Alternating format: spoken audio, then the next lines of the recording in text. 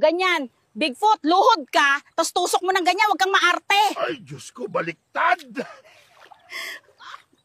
Ay, umalis yung bumangga sa pasyente natin. Hala, nakuha mo ba yung plaka? Oo, buti, binaklas ko agad. Ayaw ko na. May iba na ako. Mas masarap pa kaysa sa'yo. Mas masarap nga, pero marunong ba siyang bumembang gaya ko? Halata na ang tiyan mo, bakit di pa kayo nagpapakasal ng boyfriend mo? Ayaw kasi ng pamilya niya. Sino may ayaw, yung nanay o tatay? Yung misis niya. John! Nandito na parcel mo! Dahil sa malakas na ulan, madami ang hindi nakapansin sa butas. Isa na naman ang nawala. Ano lo, bembangan na ba? Pas mo na sa bembang, naubos na robas ko. Tay, 2 pirasong mango nga, pero dapat sweet, tulad mo.